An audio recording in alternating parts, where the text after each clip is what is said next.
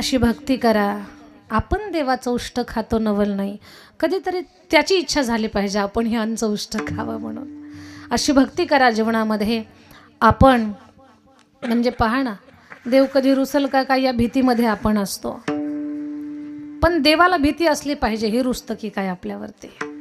अशी भक्ती करावी आपण आपल्या जीवनामध्ये. अशी भक्ती करावी. आपण देवाला काही ना काही मागत राहतो, नवलच नाही, त्यानं कधीतरी आपल्याला मागितलं पाहिजे. तुम्ही म्हणाल कायच आहे आपल्याकडे त्याला देण्यासाठी? 3 फुटके पत्र आणि 1 मोडकी बकरी. काय देणार आहोत पण त्याला? आपल्याकडे तरी 3 फुटके पत्र आणि 1 मोडकी बकरी आहे. विश्वाचा मालक अशा माणसाला मागायला गेला ज्याच्या अंगावर लंगोटीपेक्षा जास्त कपडा नाही. नाव चालवली तर पोटाला खायला मिळावं. ज्याची लेकरं उघडी नागडी फिरतायत, ज्याच्या पत्नीनं कपड्यांचे तुकडे एकाला एक जोडून आपल्या अंगाला लपेटलेले आहेत, ज्याच्या घराला दरवाजा नाही, बरं देवघर सुद्धा नाही, अशी ज्याची अवस्था आहे, भगवान त्याला म्हणतात नदीच्या पलीकडे सोडतोस का? भक्ती अशी असावी. कभी कभी भगवान को भी भक्तों से काम पड़े. जाना था गंगा पार प्रभु केवट की नाव चढ़े. केवट की नाव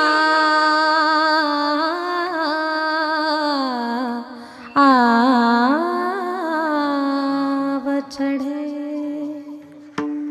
जाना था गंगा पार प्रभु केवट की नाव चढे.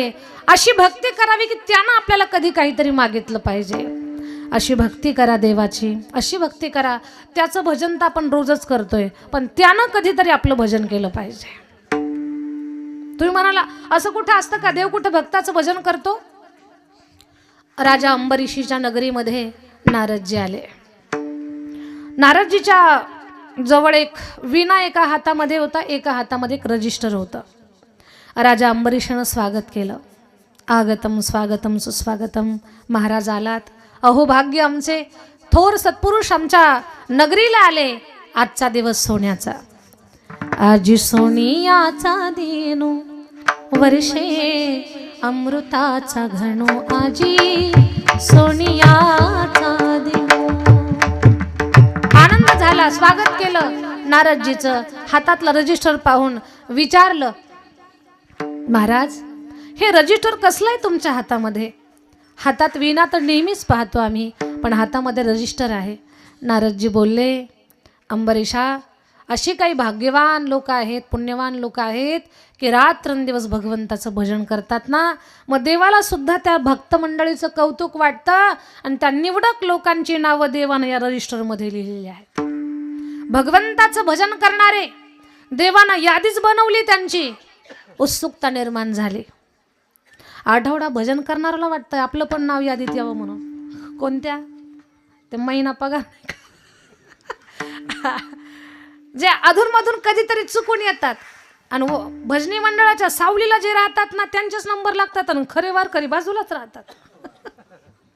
गंमत होते अशी कधी कधी. अंबरीश राजाला वाटलं की आपलं नाव कुठं असेल का यादीमध्ये. चला पाहू आपण. रजिस्टर उघडलं. पहिल्या नावापासनं शेवटच्या पानापर्यंत सगळी नावं वाचली हो, पण अंबरीशाचं नावच कुठं नाही. अंबरीश राजाला राग नाही आला, वाईट नाही वाटलं. गळ्यातला टाळ काढून पण ठेवला नाही, कपाळावरचा टिळा सुद्धा पुसला नाही. अंबरीश राजा बोलला की अजून आपली ती योग्यता नाही झाली वाटतं की देवानं आपलं नाव लिहून ठेवावं. काही हरकत नाही, अजून जास्तीचं भजन करू. चांगले लोक सकारात्मक विचार करत असतात आणि ज्या लोकांकडे विचार शून्यता आहे ना, अशी लोक उलटा विचार घेतात. एवढं भजन करतो, आमचं नाव यादीला नाही, आजपासून माळही नाही. असतात काही काही. आपल्या गावात नाही तो भाग वेगळा, आपल्या इथं तसलं कोणीच नाही. तर अंबरीश राजानं सकारात्मक विचार केला, अजून भजन करायचंय, कुठेतरी आपण कमी आहोत. अंबरीश राजानं भजन जोरात चालू केलं. हरे राम हरे कृष्णा हरे राम हरे कृष्णा राम हरे कृष्णा राम हरे कृष्ण. भजन चालू झालं राजा अंबरीशाचं. राजा अंबरीश एवढे सज्जन होते ना, राजा होता हो, पण महलापासनं मंदिरापर्यंत अनवाणी पायानं जात होता, बिना चप्पलचा. राजा आहे पण स्वतः हातानं मंदिर झाडून काढायचा. आणि पहा ना, मंदिर झाडल्याचं फळ, तो चक्रवर्ती सम्राट आहे. चक्रवर्ती म्हणजे पूर्ण पृथ्वीचं राज्य त्याच्या ताब्यात आहे. मठ मंदिराची स्वेच्छेनं सेवा करणं, गावचा सप्ताह उभा राहिला, त्यातला मंडप सांगायच्या अगोदर झाडून काढणं त्याचं फळ सांगते. गावच्या सप्ताहाचा मंडप कोणी न सांगता मनानं झाडून काढा. गावचं मंदिर, कधी मंदिरात गेलात, कचरा दिसला तर उचलून बाहेर फेका. एखाद्या धर्मस्थळावरती, मठामध्ये, आश्रमात गेलात तर कुणी आम्हाला मदत करा म्हणायचं अगोदर तुमचे हात मदतीला पुढे चालू द्या. तिथली स्वच्छता करा. कारण एक चोर भगवान शंकराच्या मंदिरामध्ये चोरी मोजण्यासाठी आला होता. अगोदर बेलपत्राचा भरपूर ढिगारा होता, खूप कचरा झाला. बेलपत्र ताजी नव्हती, शिळी होती. उचलला त्यानं कचरा, मंदिराच्या बाहेर फेकला आणि तिथं बसून त्यानं चोरी मोजली. पण भोळा महादेव एवढा प्रसन्न झाला, त्या चोराला रात्रीतून कुबेर बनवला. हे फळ आहे. ज्या वेळेला तुम्ही धर्मस्थळांना स्वच्छता ठेवताल ना, कुबेराची संपत्ती माझा भगवान तुम्हाला बहाल कराल. जे बोलते त्याच्यात बदल होणार नाही. खांडवीवाडी आहे, जे बोलते ना त्याच्यात बदल नाही होणार. प्रयोग करून पाहत जा तुम्ही. पण प्रयोगच करायचे नाही आपल्याला, उगीच म्हणायचं हे खरं आहे का. जणू काही खूप मोठे तज्ज्ञ शास्त्रज्ञ तुम्ही. एवढं सांगायचंय मला. अंबरीशी एवढा सज्जन राजा. भजन वाढवलं. 6 महिन्यानं पुन्हा नारदजी आले. नारदजीचं स्वागत केलं. या गुरुजी, गुरुदेव बसा. पण मागच्या वेळेला जे रजिस्टर होतं ना, ते हिरव्या रंगाचं होतं. याही वेळेला रजिस्टर आहे पण लाल रंगाचं आहे. गुरुजी, मागच्या वेळेला रजिस्टर होतं पण हिरव्या रंगाचं होतं, आता लाल रंगाचं रजिस्टर आहे. काय काय कारण आहे असं हे लाल रंगाचं रजिस्टर, आता याच्यात काय विशेष आहे. अंबरीशानं विचारलं. नारदजीनं सांगितलं, राजा, पहिले जे रजिस्टर होतं ना, तर जे देवाचं भजन करतात, देवानं निवडलेली यादी होती, देवाचं भजन करणाऱ्या भक्तांची यादी. पण ही रजिस्टर काही खास आहे. म्हणजे काय विशेष आहे. म्हणजे या रजिस्टरचं विशेष आहे, आता देवाचं भजन कोण कोण करतं ती नावं नाहीत, मग देव कुणाकुणाचं भजन करतो त्या भक्तांची नावं आहेत. हो म्हणे, देव भजन करतो भक्ताचं. हो म्हणे, भगवान सुद्धा आपल्या भक्ताचं भजन करतो. आणि खरं सांगते, देव भक्ताचं भजन करतो नवल नाही, देव भक्ताची पूजा सुद्धा करतो. भक्ताची पूजा करतो. पंढरपूरला पालखी सोहळ्यात जेव्हा आपण सहभागी होतो ना, साध्या भोळ्या माणसाचा एक भाव असतो. संतांच्या पदानं पावलानं ती पुण्यवान झालेली माती, पवित्र झालेली माती आपल्या अंगावरती यावी आणि आपलं जीवन उजाळून जावं, ही आस साध्या सरळ वारकऱ्यालाच नाही तर जगाच्या बापाला सुद्धा ती आस असते. पालखी सोहळ्यात फक्त वारकरी चालतात, ज्ञानोबारांची पालखी चालते, तुकोबारांची पालखी चालते नवल नाही, देव सुद्धा त्या पालखीला खांदा देऊन चालत असतो. एवढ्या लोकांना चालवणं तुम्हाला वाटतं काही माणसाची सत्ता आहे, ही माणसाची पॉवर आहे. मॅन पॉवर नाही, ही त्याची पॉवर आहे. देव भक्ताची पूजा करतो, भक्ताचं भजन करतो. अंबरीशी बोलला, आता तर आपलं नावच नसणार आहे, रजिस्टर नाही पाहिलं तरी चालेल, कारण पहिल्याच रजिस्टरमध्ये नाव नव्हतं. आता देव ज्यांचं भजन करतो त्या यादीत आपलं नावच येऊ शकत नाही. पण पुन्हा एक मनात उत्सुकता निर्माण झाली, चला कोण कोण पुण्यवान आणि भाग्यवान लोक आहेत की देव त्यांचं भजन करतो. ते नाव वाचलं ना, आपल्या आजूबाजूचा माणूस निघाला तर आपण त्याची सेवा करू. लागला तर लागला नंबर पहिला रजिस्टरमध्ये. म्हणून अंबरीशीने उत्सुकतेने म्हणतायत, गुरुदेव हे रजिस्टर पाहायचं मला. रजिस्टर हातात घेतलं, डोळे बंद होते का, ध्यान केलं भगवंताचं आणि रजिस्टर उघडलं. डोळे उघडले, रजिस्टरमध्ये पाहिलं, जसं पाहिलं तसा राजा अंबरीशी रडू लागला. दोन्ही डोळ्याला घळघळा अश्रू. प्रश्न विचारा ना मला, का रडत होते अंबरीशी. तर पहिल्या नंबरला देव ज्यांचं भजन करतो त्या यादीमध्ये राजा अंबरीशीचं नाव होतं. अशी भक्ती करावी ना आपण आपल्या जीवनामध्ये. भगवान आपलं भजन केलं पाहिजे. आपण देवाचं भजन करतो नवल नाही. ताई, ही फार जुनी गोष्ट सांगितली हो तुम्ही आम्हाला. अगदी द्वापार युगातली गोष्ट सांगते तुम्हाला. द्वापार युगातली वृंदावनामध्ये अशी एक महिला भक्त होऊन गेली. ती भगवंताचं भजन करते, काय नवल, भगवान तिचं भजन करतात. तिच्यामुळे कृष्णप्रेम जगाला कळालं. देवाशी लग्न न करता ती देवाची पटराणी झाली. बिना परिणय के ओ प्रेम की पुजारन, बिना परिणय के ओ प्रेम की पुजारन, कान्हा की पटरानी हो गई, कान्हा की पटरानी हो गई. बिना परिणय के ओ प्रेम की पुजारन, कान्हा की पटराणी हो गई. देवाशी लग्न न करता ती देवाची पटराणी झाली आहे. तिचं नाव मी तुम्हाला विचारणार आहे. महिला मंडळ, 2 अक्षरी तिचं नाव आहे. बरसाना तिचं गाव आहे. तिच्या नावाला वेलांटी आणि उकार नाही. तिच्या नावाला 2 काने आहेत. आता तरी सांगा, पहिल्या अक्षराला काना आणि दुसऱ्या अक्षराला काना. त्या 2 कान्यामध्ये कान्हा लपलेला आहे. तिचं नाव काय आहे? राधा. आता भजन खूप गोड गाण्यासारखं आहे, पण घसा काम करत नाही. राधा राधा करी बासरी, कृष्ण येता झाली बावरी. राधा राधा करी बासरी, कृष्ण येता झाली बावरी. तर भगवान परमात्मा तिचं भजन करता असेच नाथ महाराज आहेत. नाथ महाराज मंदिरात जातात, नवल नाही. मंदिरातला देव घरी येतो. नाथ महाराज उचिष्ट खातात प्रसाद म्हणून, नवल नाही. भगवान त्यांचं उचिष्ट खातो.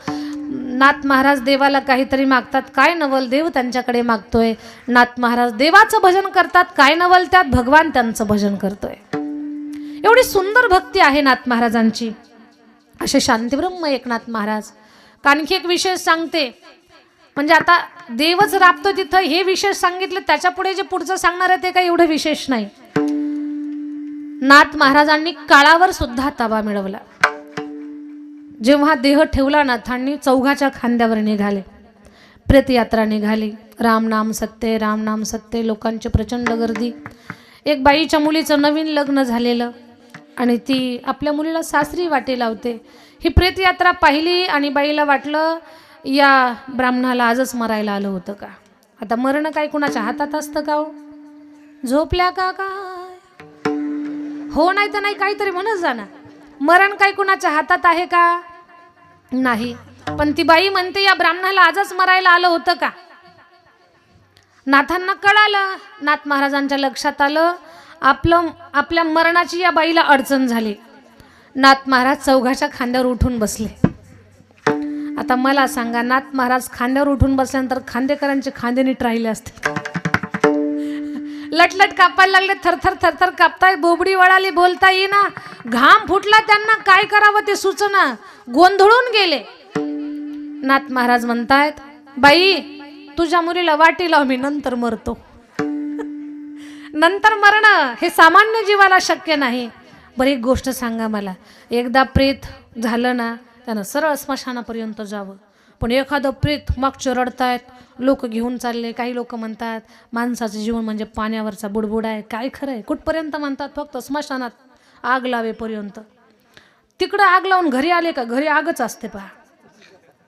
लक्ष्मी आणि ती लेकरं बाळा, बंटीचा पप्पा, बंटीची मम्मी, बंटीची बहीण, ते पाहिलं की काय पुन्हा त्या मायाजाळामध्ये फसून जातात लोक. क्षणाचं वैराग्य. इथं कुणी बंटी आहे का काय? बरं बरं. तर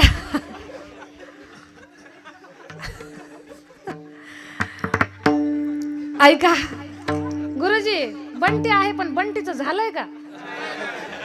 मग काय, काहीच उपयोग नाही. मग विठाला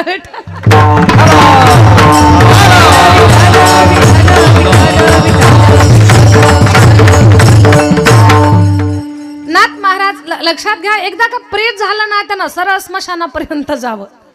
ते मध्येच उठून बसू नये. कल्पना करा एखादं प्रेत खांद्यावरच उठून बसलं ना खाली उतरलं, तेवढा प्रेत यात्रेतून घरी निघालं, गोरचे मोठे मोठ्या रडत होती, डोळे डोळे डोळे.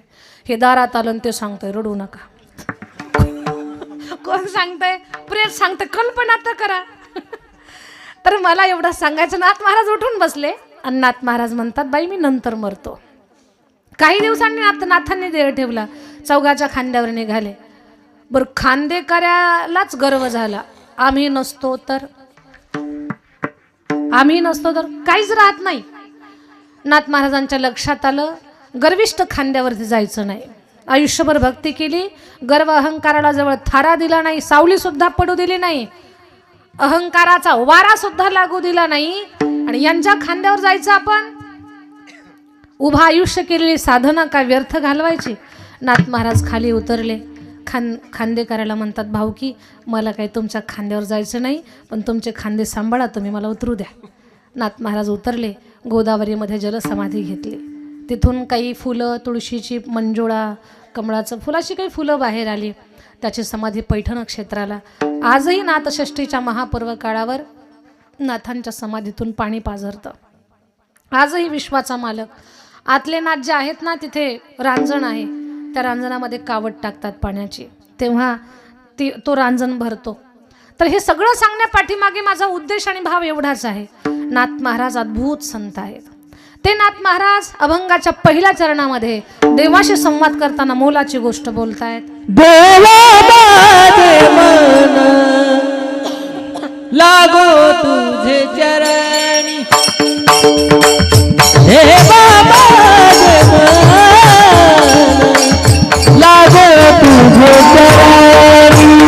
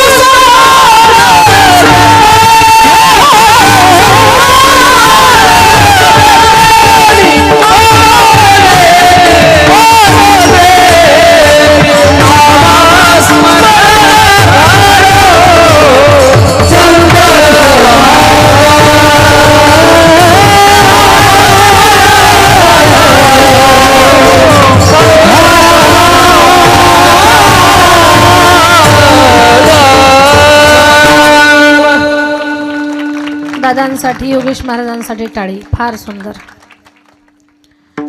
देवा माझे मन लागो तुझे चरणी. नाथ महाराज म्हणतात देवा माझं मन तुझ्या चरणावरती लागू दे. मनालाच का बरं देवाच्या चरणावरती लावायचं? 11 इंद्रियामध्ये 11व्या क्रमांकाचं इंद्रिय मन दिसत नाही, पण त्याची करामत मोठी आहे.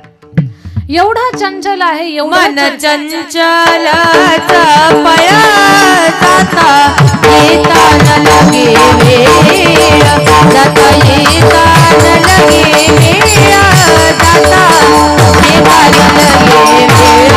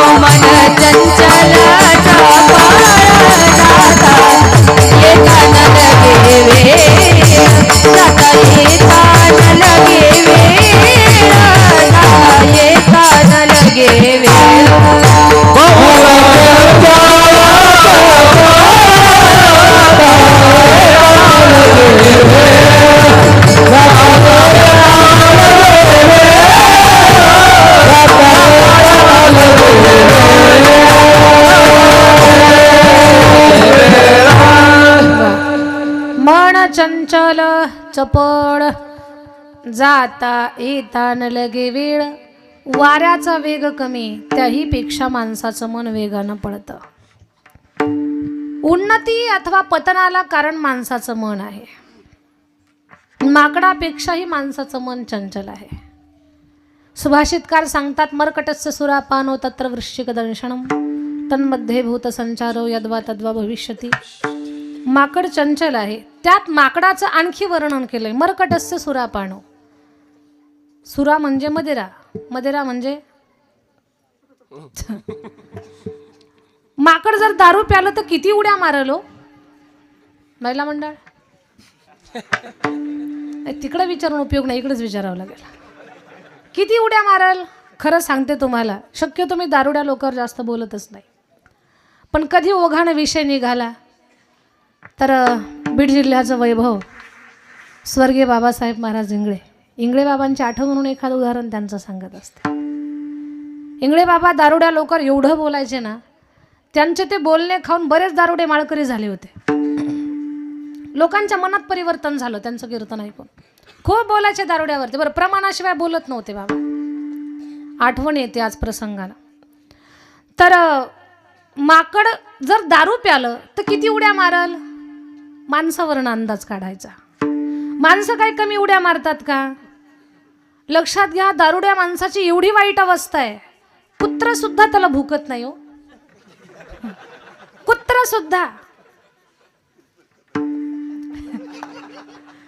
एका गावामध्ये घरातलं कुत्र तरी गल्लीतलं कुत्र होतं. ते घरातलं कुत्र घरातच बसायचं, दारातल्या कुत्र्याला टुकूमुकू पाहायचं, आणि ते दारातलं गल्लीतलं कुत्र कुणालाही भुकायचं. त्याला बाई माणूस कळत नव्हतं, लहान लेकरू कळत नव्हतं, वारकरी कळत नव्हता, अधिकारी कळत नव्हता, दिसल त्याला भुकायचं. एक दिवस ते गल्लीतलं कुत्र रस्त्यातच झोपलं. रस्त्यात झोपल्यावर एक पेताड आलं, शेपटी तुडवून गेलं, तर हे भुकलंच नाही. त्या घरातल्या कुत्र्याने खिडकीतून विचारलं, का रे. दिसल त्याला भुकतो, दिसल त्याला भुकतो, हे पेताड शेपटी तुडवून गेलं तरी तो भुकला नाही त्याला. त्या गल्लीतलं कुत्र म्हटलं, तुला सांगतो, तो कोणाला सांगू नको. ते म्हटलं, सांग बरं, का भुकला नाही तू त्याला. त्या गल्लीतल्या कुत्र्यानं सांगितलं, हे पेताडे, याला जर मी भुकलो असतो ना, हे रात्रभर मला भुकत बसलं असतं, माझी झोप खराब केली असती यानं, म्हणून मी याला भुकलो नाही. म्हणजे पिणाऱ्याला कुत्र सुद्धा लवकर भुकत नाही ना. आपल्या गावात कोणीच पित. हा, आत्ताच नाही सांगायचं आपलं. इंगळे बाबांनी सांगितलेलं एक उदाहरण आहे पहा. बायकोशिवाय पिणाराचं कोणी ऐकत नाही, आणि ती पण भारतातली आहे म्हणून ऐकून घेते. एक बहादर पिऊन घरात आला, बायकोला म्हणतो, मी जर गावचा सरपंच झालो असतं तर गाव बदलला असता, आमदार झालो असतं तर नक्कीच तालुका बदलला असता, मुख्यमंत्री झालो असतो तर राज्य बदललं असतं, आणि देशाचा पंतप्रधान झालो असतं तर नक्कीच देश बदलला असता. ती म्हटली, मालक, तुमच्या कर्तृत्वावर मला पूर्ण विश्वास आहे. तुम्ही पंतप्रधान झाले असते तर देश बदलला असता, मुख्यमंत्री झाले असते तर राज्य बदललं असतं, आमदार झाले असते तर तालुका बदलला असता, गावचे सरपंच झाले असते तर 100% गाव बदलला असता. पण माझी एकच गोष्ट आहे, का तुम्हाला एवढी नशा चढली, नशेमध्ये तुम्ही धोतर समजून माझी साडी घातली. ती अगोदर बदला, मग बाकीचं बदलायला जाऊ आपण. मी तरी थोडा बदल केला. इंगळे बाबा याच्यापेक्षा डेंजर बोललेले आहेत. मला दृष्टांत संपला. याच्यातून मला एवढं सांगायचं तुम्हाला, की नशा केल्यानंतर, दारू पिल्यानंतर जर माणसाची दुरावस्था असेल तर माकडाची काय कथा असेल. मर्कटस्य सुरापानो, पुन्हा त्याला विंचू चावला, मग किती उड्या मारणार. पुन्हा त्याच्या अंगात भूत शिरलं, मग किती उड्या मारणार. एवढं चंचल माकड, पण त्याही पेक्षा माणसाचं मन चंचल आहे. चंचलम हि मन कृष्ण प्रमाथी बलवत दृढम तस्याहम निग्रहम म्हणणे वायुरीव सुदुष्करम. वाऱ्याही पेक्षा वेगानं पळणारं धावणारं माणसाचं मन आहे. हे मन भगवान परमात्माच्या चरणावर जोपर्यंत लागत नाही तोपर्यंत प्रपंच, परमार्थ काय, प्रपंच सुद्धा सफल होऊ शकत नाही. प्रपंच असेल किंवा परमार्थ असेल, दोन्ही क्षेत्रामध्ये यशाचं शिखर गाठायचं असेल तर मनाला स्थिर करणं फार मोलाचं आहे. आणि दुसरी गोष्ट सांगते, एक वेगळं अंग आहे की मन हे भगवंताच्या चरणावरती का लावायचं. देवाच्या चरणाचा अभ्यास करू आपण. भगवान परमात्माचे चरण कसे आहेत. समचरण दृष्टी विटेवरी साजिरी. देवाचे चरण कसे आहेत. विटेवरी ज्याची पाऊले समान. हे देवाचं लक्षण आहे. देवाच्या चरणावरच मन का लावायचं त्याचा अभ्यास करू आपण सगळेजण मनानं. इथं ऐका. भगवान परमात्माची नजर सरळ आहे, पाऊलं समान आहेत. पुन्हा ऐका. जो देव आहे ना त्या देवाची नजर सरळ आहे, पाऊल समान आहे. कुणाचं पाऊल समान आहे. कुणाची नजर सरळ आहे. देवाची. देवाची नजर सरळ आहे, पाऊल समान आहे. जो देव आहे ना त्याची नजर सरळ आहे, त्याचं पाऊल समान आहे. आणि मग व्यवहारात सुद्धा लक्षात घ्या. व्यवहारात सुद्धा ज्याची नजर सरळ असते आणि पाय समान असतो ना त्याला माणसं देव माणूस म्हणतात. याचा अर्थ ज्याची नजर वाकडी पडत नाही, ज्याचं पाऊल वाकडा पडत नाही, तो माणसातला देव आहे. मग माणसातला देव जागा करण्यासाठी त्या समान पावलावरती मन लावा. देव जागा झाल्याशिवाय राहणार नाही. म्हणून देवा माझे मन लागो तुझे चरणे. थोडासा विचार केला की फार गोड वाटतं हे ऐकायला, पण लक्ष द्यावं लागतं. देवा माझे मन लागो तुझे चरणी. देवा संसाराचं व्यसन माझ्या मनाला लागू देऊ नको बरं. का. हा संसार दुःख मूळ, चहूकडे इंगळ, विश्रांती नाही कोठे, रात्रंदिवस तळमळ. या संसारामध्ये काय एक प्रकारचं दुःख आहे. अनेक दुःखे सांगो मी किती, सकल संसाराची स्थिती नसाही पाषाण फुटती, भयकाप चित्ती भरलासे. खूप सोपं सांगते तुम्हाला. सुखासाठी रात्रंदिवस माणसाचा प्रयत्न चालू असतो. या सुख नसलेल्या संसारामध्ये रात्रंदिवस सुखासाठी तुमचा माझा सगळ्यांचा प्रयत्न चालू आहे. काही लोक सुख प्राप्त व्हावं याच्यासाठी अगोदर शिक्षण घेतात, अभ्यास करतात, विद्वान होतात, नोकरी लागतात. त्यांना वाटतं आता सुख मिळेल. सुख मिळत नाही. मग लग्न होतं. लग्न झालं, घरात पत्नी आली. अगोदर माणूस एकटा असतो, माणसाला पाय असतात 2. लग्न झालं की माणसाचे 2 हाताचे किती हात होतात. 4. आणि 2 पायाचे किती पाय होतात. 4 पायाचं काय असतं. अभ्यास तुम्हीच करा त्याचा. पुन्हा पहिली संतान होते. आता किती पाय झाले ना. 4 + 2 6 झाले. 6 पायाचा काय असतो. कठीण लाकडाला पोखरतो पण कमळाची कोमल पाकळी पोखरू शकत नाही.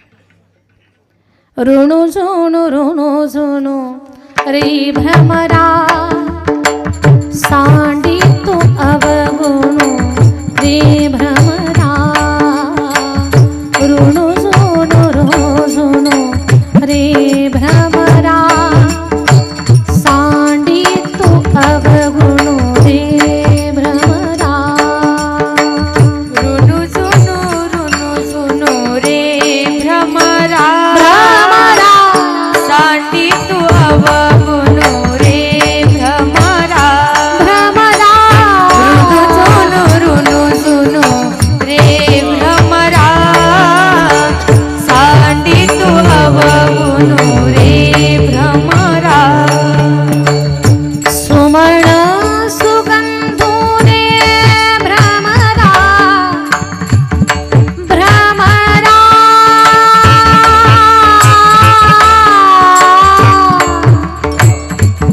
भ्रमरा भ्रमरा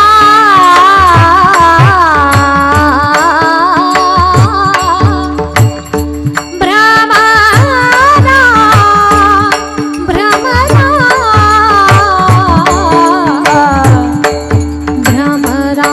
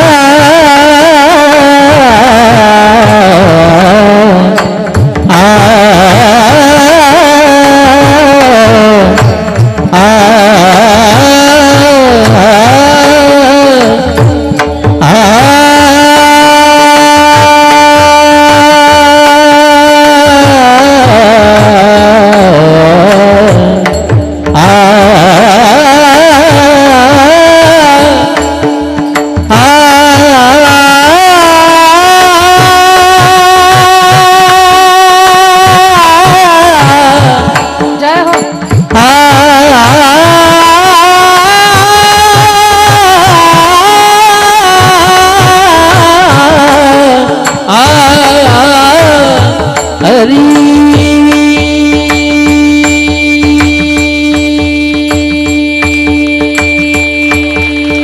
जय हो, जय हो, जय हो.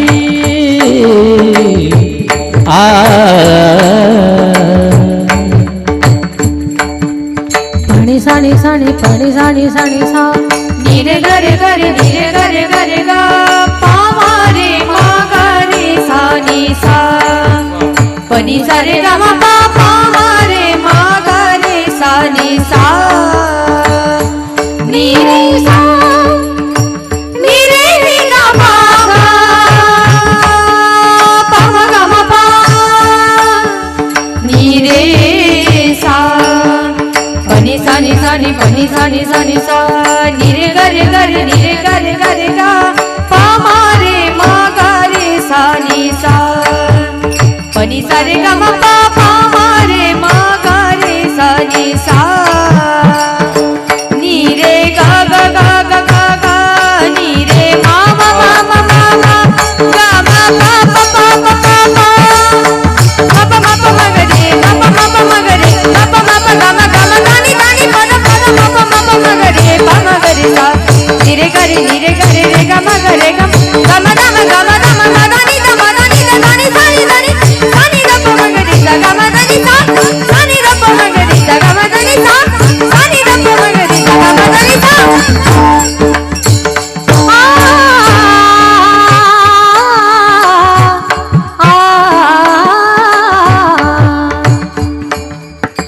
सुमण सुगंधो रे भ्रमरा परिमळ विद्गदो रे भ्रमरा ऋणु झुणु रे भ्रमरा सांडितो अवगुणो रे भ्रमरा ऋणु झुणु रे भ्रमरा सांडितो अवगुणो सांडितो रे भ्रमरा.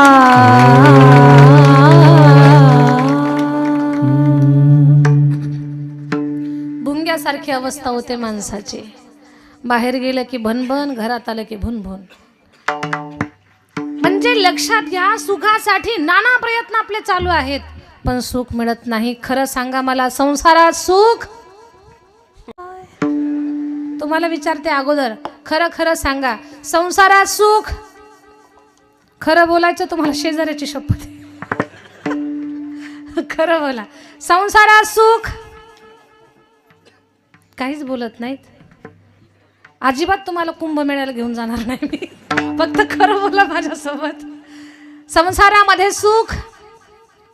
अरे दादांनो, माझ्या ताईंनो, खरं संसारामध्ये जर सुख असतं तर सफरचंदासारखे गाल आपले खोबऱ्याच्या वाटीसारखे झाले असते का? खरं बोलायला काय हरकत आहे? मला खरं सांगा, जेव्हा आपण अडीच वर्षाचे असतो ना, किती सुंदर, किती टवटवीत, किती बाळशेदार दिसतो आपण. माणूस ओळखीचा असो नसो, टपकन उचलून घेतो आपल्याला, आपल्या गालाचा पापा घेतो. 2.5 वर्षाच्या लेकराचा पापा घ्या वाटतो. तेच 2.5 वर्षाचं लेकरू जेव्हा 80 वर्षाचं होतं, 2.5 वर्षाच्या लेकराचा पापा घ्या वाटतो, 80 वर्षाच्या आजोबाचा घ्या वाटतो का? खरं सांगायचं मला, हीच दशा कशानं झाली? संसारात झाली का नाही? संसारामध्ये सुख नाहीये. कलर बदलला आपला, कलर.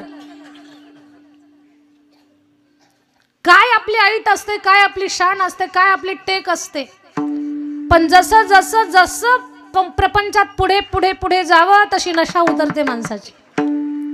कलर बदलतात, रंगाचा बेरंग होतो. संसाराचा रंग अंगावर घ्याल तर म्हातारपणापर्यंत बेरंग व्हाल, पण परमार्थाचा रंग अंगावर घ्याल तर कायम रंगात राहाल. म्हणून ईश्वराला 2 हात जोडून प्रार्थना करायची, देवा लालना रंगाऊ में हरिना रंगाऊ, लालना रंगाऊ में हरिना ही रंगाऊ, अपने ही रंग में, अपने ही रंग में रंग दे चुनरिया, ओ शाम पिया मोरे रंग दे चुनरिया, शाम पिया मोरे रंग दे चुनरिया, शाम पिया मोरे रंग दे चुनरिया, शाम पिया मोरे रंग दे चुनरिया, शाम पिया रंग दे चुनरिया, शाम पिया रंग दे चुनरिया, रंग दे चुनरिया, रंग दे चुनरिया, रंग दे चुनरिया, रंग दे चुनरिया, रंग दे रंग दे रंग दे रंग दे रंग दे रंग दे रंग दे रंग दे रंग दे रंग दे चुनरिया, शाम पिया मोरे रंग दे चुनरिया, शाम पिया मोरे रंग दे चुनरिया, शाम पिया मोरे रंग दे चुनरिया, चुनरिया, चुनरिया, रंग दे चुनरिया, चुनरिया.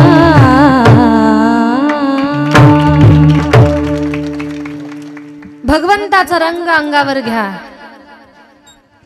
प्रपंचाचा रंग उतरून जाईल.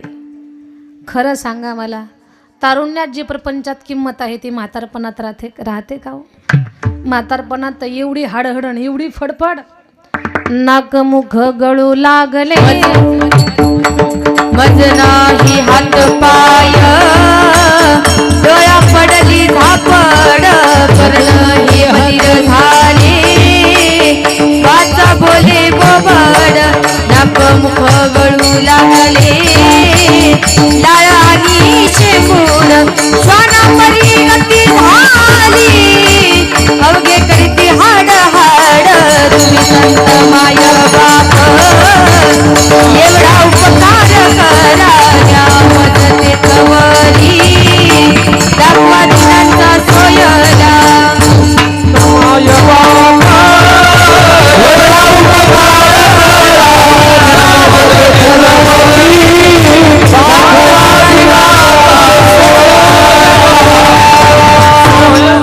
तुमच्या अपेक्षासाठी टाळी वाजवा सगळ्यांना. फार सुंदर. म्हातारपणात अशी अवस्था, कानों में पड़ गया ताला, आंखों में पड़ गया जाला, नाक से बहने लगा नाला, अब क्या करे गोपाल. आणखी किती फोडून सांगावं का प्रॅक्टिकल करून दाखवावं? शहाणा झालं पाहिजे माणसानं ऐकून, समजदार झालं पाहिजे. दादांनो, कीर्तन ऐकून सोडून देण्यासाठी नाही हो, विचार करण्यासाठी आहे. आणि ज्यानं विचार केला ना तोच वाचला बघा या जगामध्ये. जो विचार शून्य ना तो कधी बुडाला त्यालाच कळणार नाही. म्हणून माझ्या दादांनो, ताईंनो, विचार करा. संसारामध्ये खूप सुख शोधतोय आपण, पण नाही बरं या संसारात सुख नाही. सुख खूप उदाहरणं आहेत, पण 2 तासाच्या कीर्तनात किती पुराणं सांगावी तुम्हाला, त्याच्यामुळे ते शक्य नाहीये. चला, देवा माझे मन लागो तुझे चरणी, संसार व्यसनी पडवणे दे. काय पाहिजे अजून नाथ? देवा दुसऱ्या चरणात मागतो ना मी, काय मागे? नामस्मरण घडो संत समागम, नामस्मरण घडो संत समागम,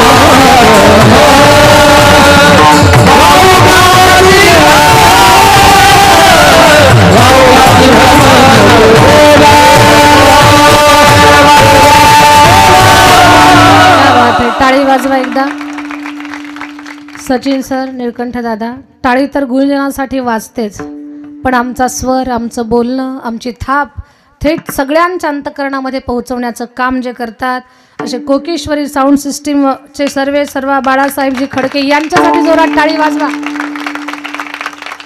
नाहीतर यांच्या हातात जादू आहे. भले आमच्या नरड्यात जादू असेल, आमच्या बोटात जादू असेल, पण त्यांच्या हातात जादू आहे. त्यांनी तिकडं नरडं दाबलं की सगळ्यांचे नरडे बंद होतात तिकडे. म्हणून खडके भाऊ, तुमचं खरंच मनापासून कौतुक. थोडासुद्धा त्रास नाही आहे आम्हाला. नाही तर बऱ्याच वेळेला गायक वादकाचं कीर्तन करायचं साऊंडवाल्यासोबत कधी जमतच नाही, सारखा 36चा आकडा असतो. पण खरंच एक समजदारी काय असते ती आपल्याकडे आहे. आपलं मनापासून कौतुक आहे. नामस्मरण घडो संत समागम आणि वाऊगाची भ्रम नको देवा. देवा सत्संग दे बरं, तुझं नामस्मरण घडू दे. भगवंताच्या नामाची खूप मोठी ताकद आहे. नामे तरला नाही कोण ऐसा द्यावा निवडून. देवाच्या नावानं पाण्यावर दगडं तरली, माणसं तरली. आपण पण तरतोय, तरून जाणार, तरणार. फक्त त्या नामाचा आधार आपण घ्यावा. नामस्मरण केलं की माणसामध्ये विष पचवण्याची ताकद निर्माण होते. शंकरानं नाम कंठात धारण केलं तर विष पचवलं. मीराबाईंनी कृष्ण नाम कंठामध्ये धारण केलं तर विष पचवलं. संसाराचं विष घेतलंय तुम्ही, ते पचवणं सोपं नाही. म्हणून वर्षानुवर्ष अखंड हरिनाम सप्ताह करा, तेव्हा पावर येईल आपल्यामध्ये. म्हणून देवा नामस्मरण घडो संत समागम. संतांच्या संगतीची खूप मोठी ताकद आहे बरं. शेवटचा दृष्टांत सांगते, सेवा समाप्त करते. लक्षपूर्वक ऐका, फार गोड दृष्टांत आहे, फार सुंदर. एक श्रीमंत व्यक्ती होता, नाव त्याचं धनपाल. खूप श्रीमंत. तर श्रीमंत धनपाल एवढा श्रीमंत होता, वाडवडिलांची श्रीमंती, पण त्यांनी लग्नच करत नव्हते. का बरं? म्हणे मी धार्मिक आहे, मी परमार्थिक आहे. देवाची पूजा केल्याशिवाय गळ्याच्या खाली पाणी उतरत नाही माझ्या. पूजा झाल्याशिवाय घराच्या बाहेर पाऊल पडत नाही माझा. माझ्या कुटुंबामध्ये, माझ्या परिवारामध्ये, माझ्या प्रपंचामध्ये माझी अर्धांगिनी असली पाहिजे. मी जर देवपूजेला बसलो तर तिनं पाणी आणून दिलं पाहिजे. मी देवाला स्नान घालू लागलो तर तिनं चंदन उगाळलं पाहिजे. मी देवाला टीका लावू लागलो तर तिनं पुष्पहार बनवला पाहिजे. मी देवाला वस्त्र अर्पण करू लागलो तर तिनं आरती सजवली पाहिजे. मी देवाची आरती करू लागलो तर तिनं नैवेद्याचं ताट भरून ठेवलं पाहिजे. अशी पत्नी प्रपंचात पाहिजे. खरंच आता अलीकडे मुलामुलींच्या डिग्र्या जुळवतो आपण. फक्त डिग्र्या जुळवण्यापेक्षा त्यांचे विचार आणि संस्कार जुळतात का, त्याला लाख वेळा महत्त्व द्या. संस्कार जुळले पाहिजेत, विचार जुळले पाहिजेत. फक्त डिग्री जुळवली तर कधी विभक्त होतील सांगता येत नाही. विभक्त तेव्हाच होतात जेव्हा भक्ती नसते. म्हणून मी सांगेन तुम्हाला, डिग्री जुळवण्याच्या छंदामध्ये त्यांच्या संस्कार जुळवण्याकडे जर दुर्लक्ष झालं तर सोन्यासारख्या संसाराची नरकासारखी स्थिती होते पहा. म्हणून तुम्ही किती श्रीमंत आहात याहीपेक्षा तुम्ही किती समाधानी आहात ही गोष्ट फार मोलाची आहे. तुमच्या खिशातले पैसे चुकूनही कुणी पाहणार नाही आणि कोणाला काहीच घेणं देणं नाही. तुमचा खिसा भरलेला आहे का रिकामा आहे. फक्त तुम्ही किती समाधानी आहात, तुम्ही किती आनंदी आहात, तुम्ही किती प्रसन्न चित्त आहात ही गोष्ट फार मोलाची आहे. कीर्तनाच्या सुरुवातीला सांगितलं की आपल्या गालावर प्रसन्नता असली पाहिजे. खरं सांगते तुम्हाला, आपल्या गालावरचं हसू ही आपली सगळ्यात मोठी श्रीमंती. सगळ्यात मोठी श्रीमंती. आत्ताही बोलले मी तुम्हाला, खिशातले पैसे कुणी पाहत नाही आपल्या, पण आपल्या गालावर किती हसू आहे, किती प्रसन्नता आहे ती मात्र टिपली जाते. जिजा रुपये नसू द्या खिशात, पण चौकात गेल्यावर म्हणा चला चहा घ्यायला. आप्पा नाना चला चहा घेऊ. चहा घेतल्यावर प्रसन्न चित्तानं आपण चहा पाजला, बाकीचे म्हणतील जिजा एवढं वेळेस बिल आम्ही देतो, पुढच्या वेळेला तुम्ही द्या. झालं ना काम आपलं. हे वरमच कळत नाही आपल्याला. असा चेहरा असावा गुलाबाच्या फुलासारखा टवटवीत प्रसन्न, नाही तो काहीची तोंड 12 महिने पडलेलेच. अरे भाई क्यों रोते हो, सूरत ही ऐसी है. का रडता म्हणे, तोंडच असं आहे. मला एकच सांगायचं तुम्हाला, गालावरचं हसू कुठल्याच किमतीला गहाण ठेवू नका. ते माणसाचं धन आहे, ऐश्वर आहे, श्रीमंती आहे. आणि म्हणून घराला जर नरक बनवायचं नसेल ना तर विचार जुळले पाहिजेत, संस्कार जुळले पाहिजेत. डिग्री जुळवा, त्याच्याबद्दल आमचा काही अपवाद नाही आहे. कारण माणसाचा प्रयत्न आटोकाट त्या गोष्टीसाठी चालू आहे. डिग्री जुळवा पण संस्कारसुद्धा जुळवा.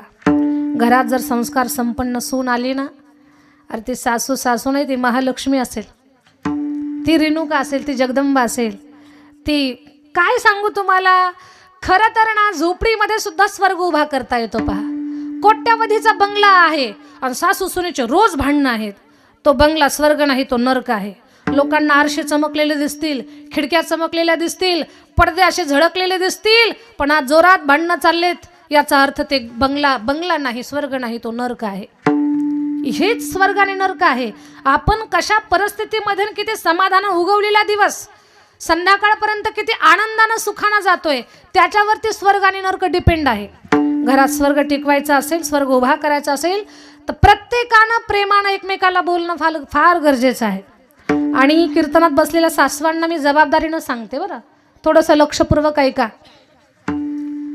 घरात सून आली ना, नवीन लेकरू असतं, माहेरचा लाड असतो. घरात आईच्या जीवावर इकडचा तांब्या तिकडं सुद्धा केलेला नसतो. अचानक सासरची एवढी मोठी जबाबदारी पडलेली असते. तुम्ही थोडंसं सुरुवातीला तिला समजून घ्या. नवीन सुनबाईला ढुसपूस करायचं नाही. खांडवीवाडी आहे, सुनबाईला ढुसपूस करायचं नाही. तिला टाकून बोलायचं. ऐकता ना तुम्ही, का झोपलात? हो हां काहीतरी करा. तिला टाकून बोलायचं. तिच्या माहेरचे आल्यानंतर रात्री 2 वाजता उठून त्यांच्या पिशव्या तपासायच्या. याच्यातला एकही प्रयोग तुम्ही 2024 मध्ये करायचा नाही. सुनेला जीव लावा 2025 मध्ये. तिला जीव लावा, तिला माया करा, तिच्यात मुलगी पहा. सारखं तिला कुठल्या ना कुठल्या कारणावर कुरभूर करायची नाही. कारण आता काळ सासूचा नाही, काळ कुणाचा आहे? काय प्रामाणिक आहात तुम्ही? पण उत्तर इकडून नाही, इकडूनच आलं जोरात. थोडंसं समजदारीनं जगा, काळ ओळखून चाला. काळ सासूचा नाही आहे, सुनेचा काळ आहे. हे समजलं पाहिजे आपल्याला. म्हणून सुनबाईला जीव लावा. आणि सुनानं सुद्धा आपल्या सासूमध्ये सासू पाहू नका, आई पहा. काही चुकलं तर तिच्याजवळ सांगा, सासूबाई आई माझं चुकलं हो, समजून घेतील त्या तुम्हाला. तुम्हाला तुमच्या आईवडिलांनी खूप शिकवलं आहे, ज्ञानवान बनवलं आहे, गुणवान बनवलं आहे, नोकरीच्या माध्यमातून धनवान बनवलं आहे. ज्या घरात लक्ष्मीच्या पावलानं जाताल ना, त्या घरात तुमच्या ज्ञानाचा, तुमच्या गुणाचा, तुमच्या धनाचा उपयोग घर जोडण्यासाठी करा. एका घराचे 2 घरं करण्यासाठी करू नका. शिक्षणाचा उपयोग चांगला करा. शिक्षण एवढं सुंदर आहे, ज्ञान एवढं सुंदर आहे, फक्त त्याचा वापर कसा करावा आपण हे आपल्याला कळालं पाहिजे. पण या सगळ्या माझ्या मातामाऊल्यांचे चेहरे पाहून मला खूप चांगलं वाटते. या इथल्या खांडवीवाडीच्या सासवांकडे पाहून माझ्या लक्षात आलं आहे, इथं सासू सुनेचं भांडणच नाही. इथली सासू आणि सून माई लेकीसारख्या राहतात. तुम्हाला प्रश्न पडला असेल, मला कसं कळालं? सचिन सरांनी सांगितलं का काय? तसं काही नाही आहे. मला कुणी सांगितलं नाही, मला तुम्हाला पाहूनच कळालं, या गावात सासू सुनेचं भांडणच नाही. इथली सासू सुनबाईवरती मुलीपेक्षा जास्त प्रेम करते आणि सूनसुद्धा सासूत आई पाहते, सासू पाहत नाही. कशावरनं कळालं सांगू? कीर्तनात बसलेल्या सासवांच्या तब्येतीवरून कळालं. तुमच्या गुटगुटीत तब्येती, सफरचंदासारखे गाल, फक्त सून प्रसन्न आहे, तुम्हाला दुसरं काहीच कारण नाही. चला, विनोद संपला, मूळ मुद्द्याकडे चला. तर डिग्री जुळवायची नाही, विचार जुळले पाहिजेत. धनपाल म्हणतात, जिला मी पत्नी म्हणून घरात आणणार आहे, तिचा माझा विचार नाही जुळला तर माझं जीवन नरकाहून बेहत्तर होऊन जाईल. लग्नच करा ना. असं एक स्थळ आलं, धनपाल अशी एक मुलगी आहे, तिची सुद्धा अट आहे, जो रोज 1000 ब्राह्मणांना, संतांना, वारकऱ्यांना जीव घाल त्याच्यासोबत लग्न करणार. धनपाल म्हटले, ही तर माझ्यापेक्षा पुढची आहे. धनपाल म्हटले, आता हिच्यासोबत पत्रिका जुळते का नाही ते सुद्धा पाहायचं नाही, लग्न करायचं.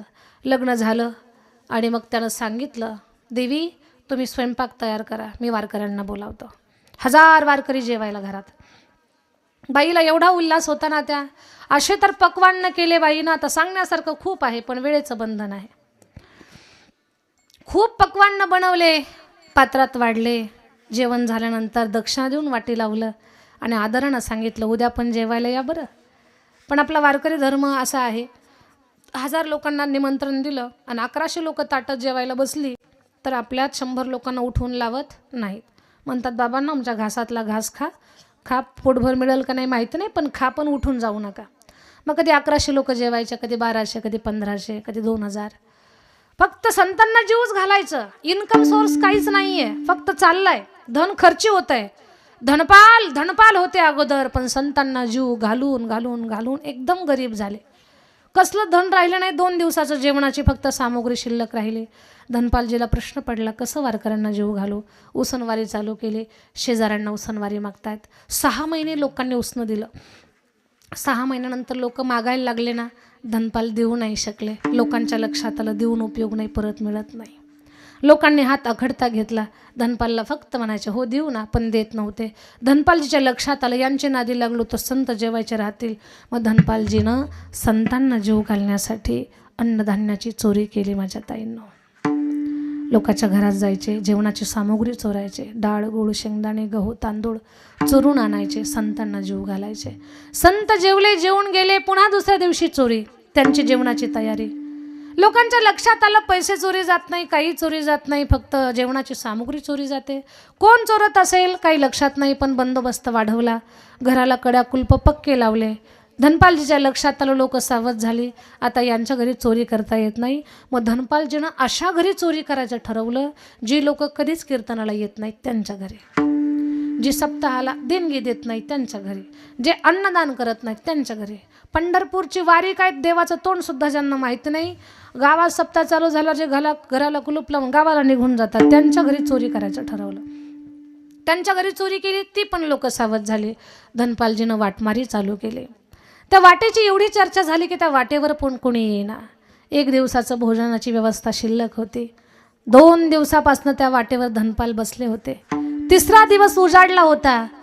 देवाला काकुलतेनं प्रार्थना करत होते, देवा आज संतांना जीव घालण्यासाठी काहीच नाही माझ्याकडे.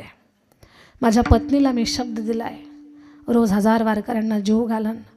त्या तत्वावरती माझ्या घरामध्ये लक्ष्मी म्हणून आली आहे, आणि आता जर तिला दिलेला शब्द नाही पूर्ण झाला, संत माझ्या घरात उपवाशी राहिले तर माझा काहीच उपयोग नाही देवा, जगण्यात अर्थ नाही.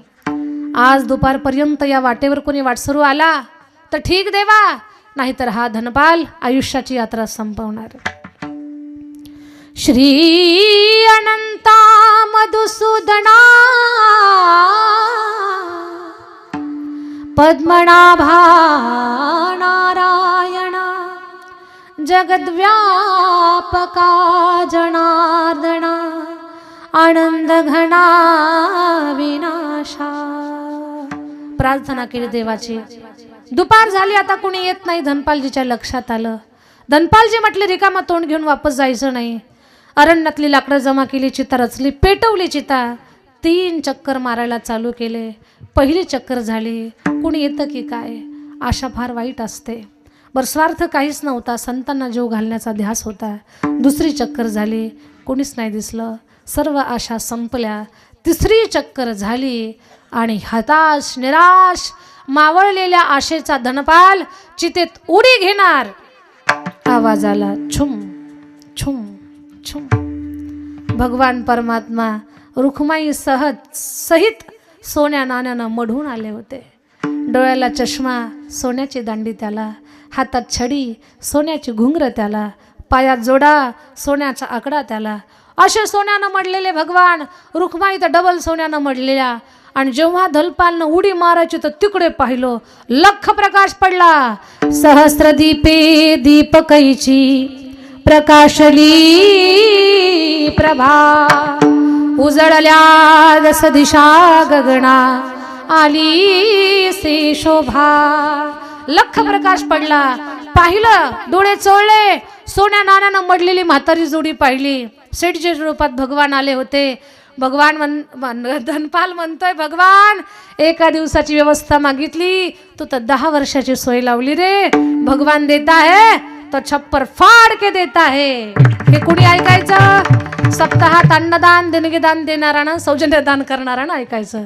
एका हातानं द्याल, पत्रिकेतला प्रत्येक दात्यानं कान देऊन ऐका, शब्दात बदल होणार नाही. कारण जे बोलते या गादीवर उभं राहून बोलते. भगवान जब देता है तो छप्पर फाड़ के देता है. एका हातानं द्या, 1000 हातानं देईल, तुम्हाला कुठे ठेवावा हा प्रश्न पडेल, एवढं माझा भगवान तुम्हाला देईल. देवाला कुणाचं कर्ज ठेवायची सवय नाहीये. आणि संतांच्या सेवेमध्ये जे पैसा खर्च करतात ना, जे धन खर्च करतात, अन्नदान देतात ना, भगवान त्यांचा ऋणी होतो, देव ऋणी होतो. देवाला ऋणी करायला शिका थोडंसं. नेहमीच कर्जबाजारी राहू नका. मंदिरात गेले की काही ना काही मागायचंच, मंदिरात गेले की मागायचं. हे कर्जबाजारी राहायचं बंद करा, थोडंसं त्याच्यावर ऋण करत जा थोडं. तर धनपालजीला खूप आनंद झाला. भगवान तू देता है तो छप्पर फाड़ के देता है. अरे काय सोन्यानं मढून आलेत, आता यांना लुटतो. धनपाल आले. जय श्रीकृष्ण शेठजी, जय श्रीकृष्ण. शांत बस, जय श्रीकृष्ण म्हणू नको. मी म्हणणार नाही, तू पण म्हणू नको. का म्हणजे लोक देवाचं नाव घेतात आणि लोकांना फसवतात. हा लोकांचा गोड गैरसमज आहे बरं. तसं काही मनात आणू नका. लोक देवाचं नाव घेतात, फसवतात. नाव घ्यायचं नाही. धनपाल म्हणतात नाही घेत शेठजी, काय मदत करू. शेठजी म्हणतात या जंगलामध्ये कोणीतरी धनपाल नावाचा डाकू आहे, खूप खुंखार आहे. तो आम्हाला अडवल, पकडल, मारल. सुखरूप पलीकडच्या गावात आम्हाला सोड. मदत केली तर तुला 5 सोन्याच्या मोहरा देईल. शेठजीने विचारलं सुद्धा नाही तुझं नाव काय म्हणून. एवढा भोळा आहे का, एवढं त्याला कळत नाही का. पण काय भगवंताची लीला आहे. खंडवीवाडी तो धनपाल म्हणतो शेठजी मला गुप्त रस्ते माहिती आहेत, माझ्या मागे चाला. असल्या जंगलात घेऊन गेला, ओरडलं तर आवाज जाणार नाही. आणि तिकडं गेल्यानंतर हाताच्या बाह्या मागे सारल्या, डोक्याचा फेटा खाली टाकला आणि मग मिशीला पिढ दिला आणि बोलला धनपाल शेठजी याच देहाला धनपाल म्हणतात. आणि त्याचा आवाज ऐकल्यानंतर भगवान असले थरथर थरथर कापायला लागले. कापरे ओढ झाले. देवाला काय बोलावं कळना. एवढे घाबरले, एवढे घाबरले. रुक्माई हसायला लागल्या. का म्हणजे मोठे मोठे राक्षस समोर उभे राहिले तेव्हा नाही एवढे घाबरले. आणि धनपालला पाहून घाबरताय, काय नाटक करतायत. देवानं रुक्मिणीला कोपरा मारला. रुक्माई तुम्ही पण नाटक करा. रुक्माई पण नाटक करायला लागल्या घाबरल्याचं. धनपाल आम्हाला मारू नको, काय देऊ तुला, सगळं सोनं काढ, अंगावरचं सगळं